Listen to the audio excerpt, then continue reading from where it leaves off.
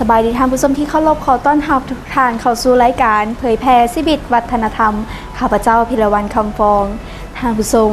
บุญที่จะใกล้มาฮอดนี้นั่นก็คือบุญปีใหม่ลาวซึ่งเป็นอีกบุญหนึ่งที่ประชาชนลาวของพวกเฮาได้นับมื้อนับวันคองคอยท่าซึ่งบุญนี้เป็นบุญที่มีการหดน้ำเพื่อให้ความสดชื่นและนอกจากนั้นก็ยังเป็นการอนุรักษ์รักษาฮีตคองประเพณี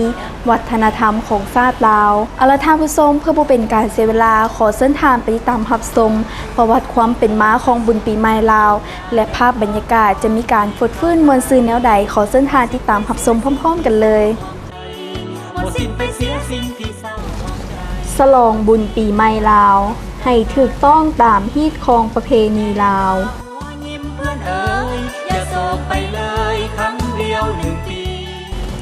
สปป.ลาวนับได้ว่าเป็นประเทศที่อุดมสมบูรณ์ไปด้วยเทศกาลงานบุญต่างๆเพราะในแต่ละเดือนก็มีบุญประจำเดือนบ่ได้ขาดและอีกบ่พอเท่าใดวันที่จะถึงนี้ก็แม่นเทศกาลบุญปีใหม่ลาวซึ่งจะหมุนเวียนมาบรรจบครบรอบกันอีกครั้งหนึ่งซึ่งชาวลาวทุกทั่วหน้าต่างก็มีการห่างหากะเกียมจิตใจในการส่งท้ายปีเก่าฉลองต้อนรับปีใหม่ฉะนั้นเพื่อรับประกันความถูกต้องความม่วนซื่นความปลอดภัยได้บุญได้ทานกันทุกคนนั้น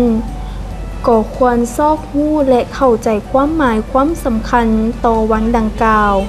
พร้อมทั้งวิธีการฉลองการลิ้นต่างๆให้เหมาะสมตามฮีตคองประเพณีอันดีงามของลาวมาสร้างแดนนี้ให้เป็นแดนสวรรค์มาฟ้อนรำกันฉลองวันปีใหม่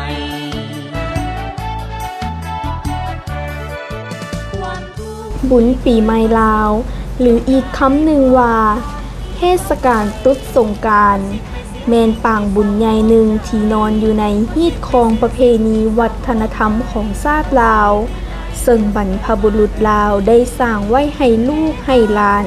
ได้สืบทอดและปฏิบัติกันมาบ่ได้ขาดคำว่าตรุษสงกรานต์มีความหมายว่าเสี้ยนสุดหรือมดส่วนสงกรานต์ก็หมายว่า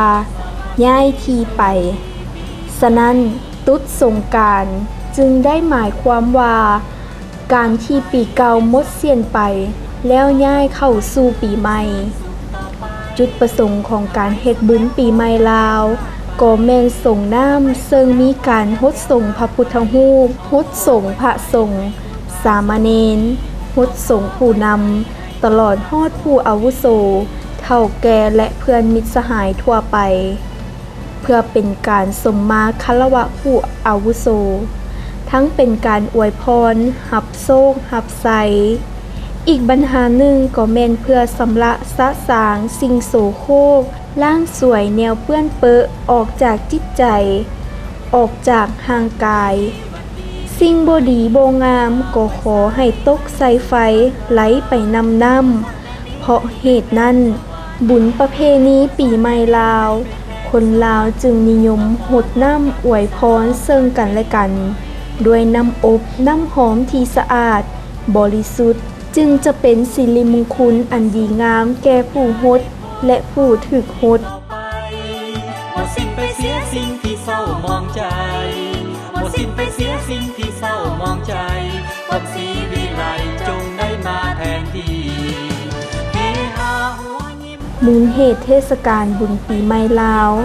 มาจากนิทานบรรหาพญากบิลพรหมซึ่งมีเรื่องเล่าว่า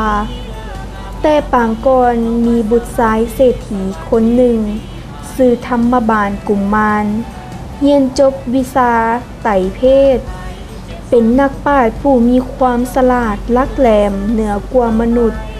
ฮู้ฮอดภาษาสัตว์ต่างๆในนั้นรวมทั้งภาษานก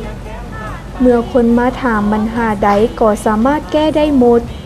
จึงเป็นผู้มีชื่อเสียงโด่งดังไปทั่วแห่งหนเมื่อดังไปฮอดพญาพรหมองค์หนึ่งเป็นเจ้าแห่งพรหมชื่อว่าพญากบิลพรหมจึงอยากทดสอบความรู้ของธรรมบาลกุมมารจึงเหาะลงมาโลกลุ่มและได้ไปพบธรรมบาลกุมมารที่หอปราสาทพญากบิลพรหมได้ถามท้าวสามปัญหาคือ ตอนเศร้าสิริคนอยู่ใสตอนสวยสิริคนอยู่ใสตอนแรงสิริคนอยู่ใสโดยกำหนดให้ภายใน7 วันถ้าตอบได้ตนจะยอมให้ธรรมบาลตัดคอถ้าหากตอบบ่ได้ก็จะเป็นฝ่ายถูกตัดคอเวลาผ่านไป6 มื้อก็ยังซ้อหาคำตอบบ่ได้จึงตัดสินใจหนีจากบ้านเวลานอนพักผ่อนอยู่ใต้กกตาลเทิงปลายตาลมีแห้งผัวเมียปรึกษากันเรื่องจะไปหากินมื้ออื่นนางนกโตเมียถามผัวว่ามื้ออื่นพวกเขาจะไปหากินทางใดผัวตอบว่ามื้ออื่นบ่ต้องไปไกลดอกหากินซีนมนุษย์อยู่เมืองนี่ล่ะโตเมียสนใจจึงถามต่อว่าเรื่องมันเป็นแนวใดผัวได้อธิบายว่าท้าวธรรมบาลกุมมารจะถูกพญากบิลพรหมตัดคอย้อนการถ้วยบัญหาท่ากันเรื่องสิริของคนตอนเศร้าอยู่ใสตอนสวยอยู่ใสและตอนแรงอยู่ใสแต่ธรรมบาลกุมมารตอบบ่ได้ก็จะต้องถูกตัดคอตัวเมียถามว่า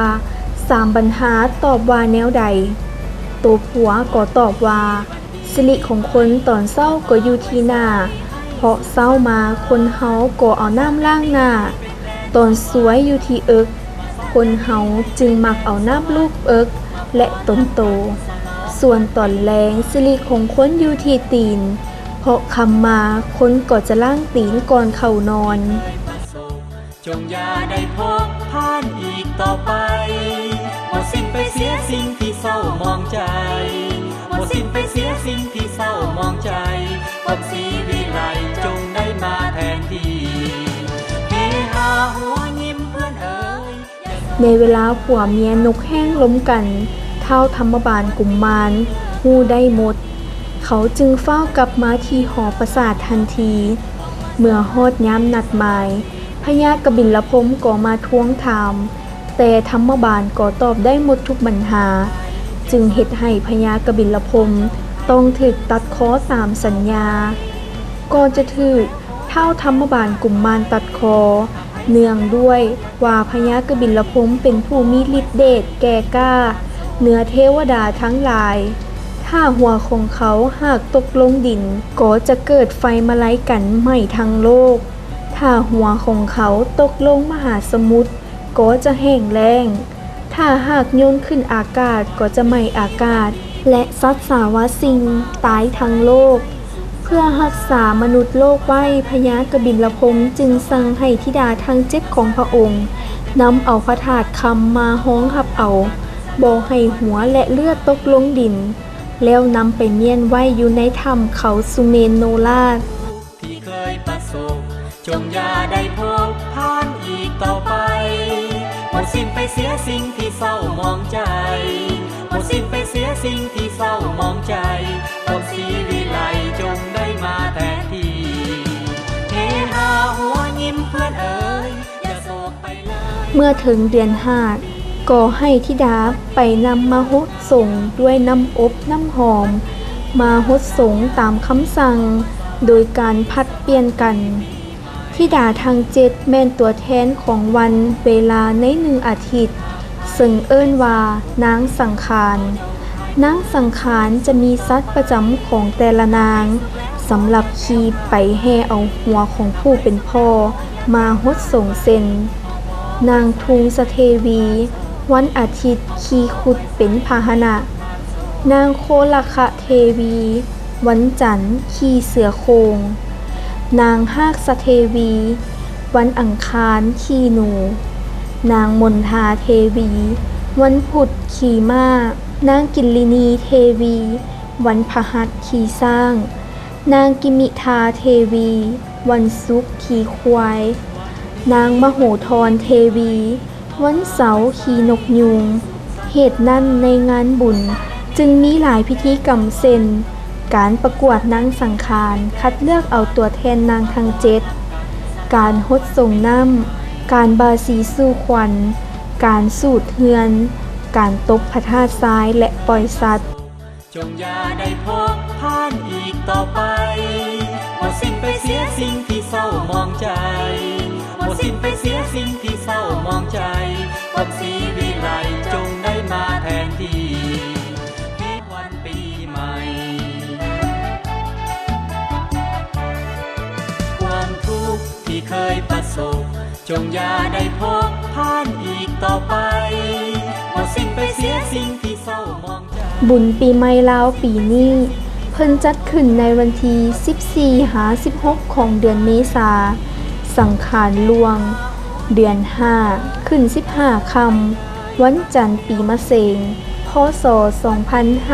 2556กงกับวันที่14 เมษาพ.ศ.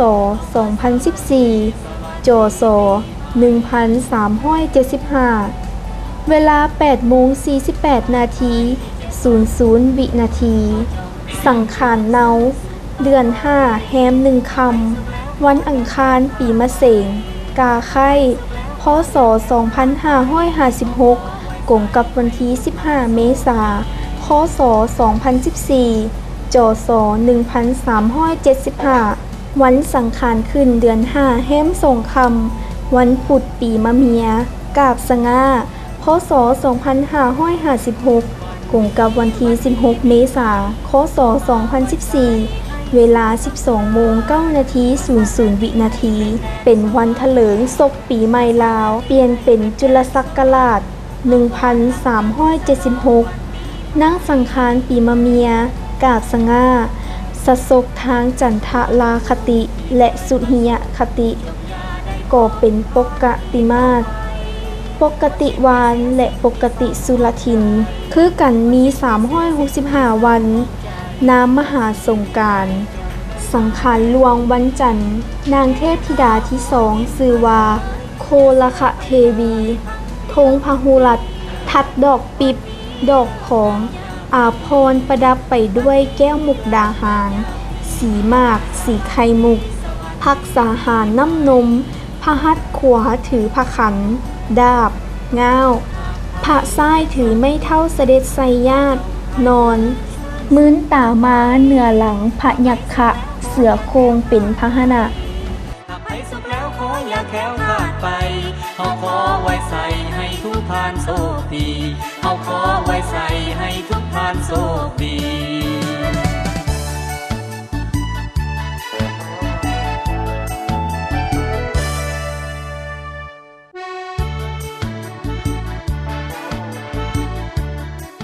เทศกาลส่งท้ายปีเก่าต้อนรับปีใหม่ลาวก็ต้องปฏิบัติให้ถูกต้องตามฮีตของที่ดีงามที่บรรพบุรุษสร้างไว้ให้เช้าของวันสังขารหลวงอยู่ที่วัดต่างๆก็มีกิจกรรมทางศาสนาตามฮีตของเส้นนายบ้านสารวัตรเฒ่าแก่แนวโฮมบ้านจะเป่าเตือนให้ประชาชนในบ้านของตนไปโฮมที่วัดเพื่อจัดพิธีอัญเชิญพระพุทธรูปลงสู่แทนภูมิธรรมที่เกี่ยมไว้เพื่อให้มวลชนได้หดสงเมื่อพระสงฆ์และชาวบ้านมาตั้งโฮมกันแล้วก็เอาขันดอกไม้ธูปเทียนน้ำอบน้ำหอมตั้งไว้เชิงหน้าของแต่ละคนแล้วกล่าวคำบูชาดอกไม้ไหว้พระอธิษฐานสิ่งศักดิ์สิทธิ์ในสากลโลกมาปกปักรักษาคุ้มครองให้ได้รับแต่สิ่งที่ดีมีความอยู่เย็นเป็นสุขการหดส่งน้ำพระพุทธรูปก็แม่นน้ำหอมซึ่งเพิ่นนิยมเฮ็ดจากน้ำหอมที่ผสมน้ำใสสะอาดและหัวขิมิ้นดอกไม้ที่มีกลิ่นหอมเส้นดอกจำปาน้ำที่หยาดย้อยลงจากหางส่งนั้นเพิ่นถือว่าเป็นน้ำศักดิ์สิทธิ์ฉะนั้นหลังจากหดส่งพระแล้วเพิ่นก็เอาโอหรือขุตงเอาเพื่อไปหดหัวลูกหัวหลานให้อยู่ดีมีแฮงนำไปสิทธิ์ใส่เฮือนซานสิทธิ์ใส่รถลาพาหนะให้โชคให้มานเอามาไว้ใส่ให้สุขสำราญมาสร้างแดนนี้ให้เป็นแดนสวรรค์มาสร้างแดนนี้ให้เป็นแดนสวรรค์มาฟ้อนรำกันฉลองวันปีใหม่ความทุกข์ที่เคยประสบจงอย่าได้พบผ่านอีกต่อไปหมด สิ้นไปเสียสิ่งที่เศร้ามองใจ วันที่2เอื้อนว่าวันสังขารเนาก็มีกิจกรรมต่างๆฮดสงพระพุทธรูปฮดน้ำอวยพรกันตามบ้านเฮือนนอกจากการส่งพระส่งเจ้าแล้วก็ยังมีประเพณีการตบพระธาตุทรายอยู่ในวัดและตามหาดทรายการตบพระธาตุทรายอยู่ในวัดวาอารามและตามหาดทรายต่างๆเพื่อจุดประสงค์ทำบุญกุศลตามความเชื่อว่าในภายภาคหน้าถ้าหากเกิดเป็นมนุษย์จะเป็นผู้ที่มีความอุดมสมบูรณ์ทุกอย่างถ้าตายไปก็จะได้ไปเกิดในสวรรค์ชั้นฟ้าการตบพระธาตุทรายนี่แต่สมัยบูฮาน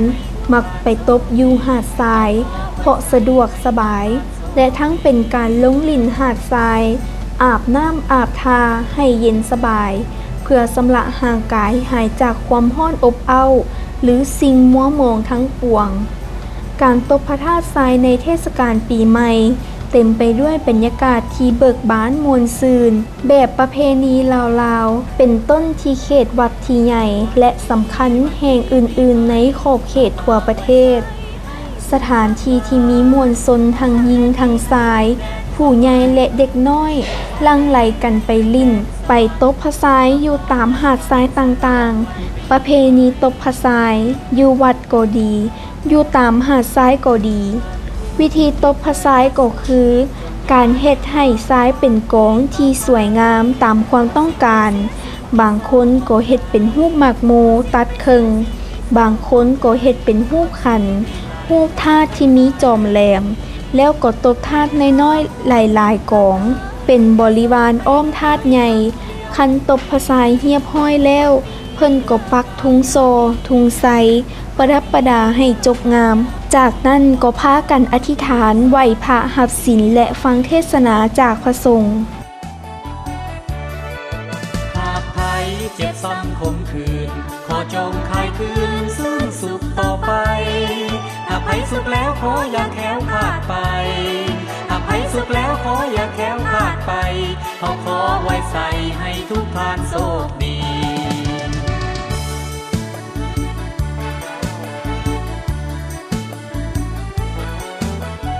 การปล่อยสัตว์ก็แม่นกิจกรรมหนึ่งเมื่อก้าวเข้าสู่ในวันกุศลกรานต์นอกจากจะบำเพ็ญกุศลถวายสังฆทานรักษาศีลแล้วยังมีการปล่อยสัตว์น้ำอีกจุดประสงค์เพื่อเป็นการต่ออายุและหายจากโรคภัยไข้เจ็บและเป็นการเฮ็ดบุญกุศลโดยการโพดสัตว์หรือปล่อยสัตว์คืนสู่ธรรมชาติอย่างมีอิสรภาพของมันทั้งเป็นการไถ่เอาชีวิตของสัตว์นั้นไว้เมื่อเฮาเมตตาเขาก็จะเมตตาเฮาเป็นการตอบแทนและอีกปัญหาหนึ่งการปล่อยสัตว์ก็ยังแสดงให้เห็นน้ำใจโอบเอื้ออารีต่อสิ่งที่มีชีวิตด้วยกันสัตว์ที่นำมาปล่อยได้แก่ปูป่านกและสัตว์อื่นๆวันนี้เลิกงามยามดีวันนี้เลิกงามยามดีเอามาสวัสดีปีใหม่ภายในวัดเวลา 15-16 โมงแรงพระสงฆ์สามเณรตีข้องห้องเปล่าโฮมเฒ่าแก่ซ้ายหนุ่มหญิงสาวเอาน้ำอบน้ำหอมไปฮดสงพระพุทธรูปในหอสงแล้วก็ไปตักเอาน้ำอยู่ตามสร้างตามทามานิมนต์พระสงฆ์อนุโมทนาให้พรต่อจากนั้นก็เต้าโฮมชาวบ้านอยู่ที่วัดตืมพากันไปเก็บดอกไม้ในป่ามาบูชาพระพุทธรูปเรียกกันว่าแห่ดอกไม้ตอนกลางคืนก็มีการสูตรปริตะมงคลและคบงานมวลซืนต่างๆตามประเพณีภายในบ้านเฮือนพิธีผาสีสู่ขวัญก็แม่นพิธีหนึ่งที่สำคัญที่คนของประชาชนลาวชาวพุทธมักจัดขึ้นในวันขึ้นปีใหม่เพื่อเป็นการต้อนรับโชครับไสอวยพรซึ่งกันและกันตามประเพณีบุญปีใหม่ลาวภายในครอบครัวตามฐานะที่มีบางครอบครัวก็จัดให้มีการสมมาคารวะพ่อแม่ซึ่งเป็นการอโหสิกรรมให้กันและกันตามฮีตเก่าของหลังที่ชาวลาวเคยปฏิบัติสืบต่อกันมาแต่บูหานกาลหัวยิ้มเพื่อนเอ๋ยอย่าโศกไปเลย ยว1 ปี วันนี้เลิกงามยามดี วันนี้เลิกงามยามดีเอามาสวัสดีปี มือสุดท้ายเอิ้นว่าวันสังขารขึ้นก่อสืบต่อกิจการต่างๆการฮดสงฆ์ลิ่นน้ำและกิจกรรมอื่นๆเมื่อสิ้นสุดขอบเขตกำหนดการลิ่นบุญแล้วก่อนจะเอาพระพุทธรูปขึ้นสถิตไว้ที่เก่านั้นก็ต้องได้มีพิธีสมมาคารวะก่อนทั้งหมดนั้นเป็นรูปภาพที่ดูดดื่มงดงามประทับใจแสดงให้เห็นการอนุรักษ์รักษาส่งเสริมเอกลักษณ์ฮีตของประเพณีวัฒนธรรมอันดีงามนี้ให้คงอยู่คู่บ้านคู่เมืองตลอดไปคนลาวเป็นคนมีจิตใจเอื้อเฟื้อเผื่อแผ่เป็นคนมีน้ำใจที่บริสุทธิ์ขาวสะอาดอย่างแท้จริงเป็นแดนสวรรค์มาฟ้อนลำกันฉลองวันปีใหม่ความทุกข์ที่เคยประสบจงอย่าได้พบผ่านอีกต่อไปหมดสิ้นไปเสียสิ่งที่เศร้ามองใจหมดสิ้นไปเสียสิ่งที่เศร้าดีแท้การลิ่นบุญปีใหม่ตามประเพณีลาวนั้นชาวลาวทุกคนก็ควรได้คำนึงถึงฮีตของประเพณีอันดีงามที่บรรพบุรุษได้พาเฮ็ดพาทำเส้นการฮดส่งน้ำอยู่สถานที่ทั่วไปก็ใส่น้ำที่สะอาดบ่เปื้อนเปอะน้ำที่บ่ปะปนสิ่งโสโครกเส้นน้ำสีน้ำแส่สิ่งต่างๆอันก่อให้เกิดผลกระทบต่อชีวิตห่างกายของบุคคลอื่นบ่ใส่ถุงยางที่บรรจุน้ำบรรจุน้ำก้อนน้ำสีน้ำคันคายแกว่งใส่คนที่เดินทางบ่ควรลิ่นน้ำหดน้ำเค็มถนนอันเป็นการกีดกั้นการสัญจรไปมาของบุคคลอื่นบ่ควรใส่ท่อน้ำสีดใส่คนหรือรถที่กำลังแล่นไปมาตามทางบ่ควรใส่กำลังหุนแฮงต่อกันในเวลาลิ่นน้ำหรือสวยโอกาสต่อเพศหญิงในเวลาฮดส่งน้ำกันการนุ่งถือก็นุ่งแบบสุภาพโดยเฉพาะแม่หญิงผู้เป็นตัวแบบที่รักษาฮีตของประเพณีบ่ว่าจะไปทำบุญฮดส่งพระหรืออื่นๆก็ตามก็ควรนุ่งสิ้นและนุ่งเสื้อที่มีคอมีแขนอย่างจบงามสมกับว่าลิ่นบุญปีใหม่เพื่อรับโชคใส่ได้ดีทั้งตนเองและสังคมเคยประสบจงอย่าได้พบผ่านอีกต่อไปหมดสิ้นไปเสียสิ่งที่เศร้ามองใจหมดสิ้นไปเสียสิ่งที่เศร้ามองใจวันศรีวิไลจงได้มาแทนที่เฮฮาหัวยิ้มเพื่อนเอ๋ยอย่าโศกไปเลยเอาละท่านผู้ชมมาฮอดนี้ทางรายการของพวกเราก็หมดเวลาลงแล้วต้องขอขอบใจกับทางผู้ชมที่ติดตามรายการของพวกเราแต่ต้นจนจบและขอขอบใจกับผู้สนับสนุนรายการของพวกเราได้ดีตลอดมานะสุดท้ายนี้ข้าพเจ้าพร้อมด้วยทีมงานรายการเผยแพร่ชีวิตวัฒนธรรมขอกล่าวคำว่าสบายดี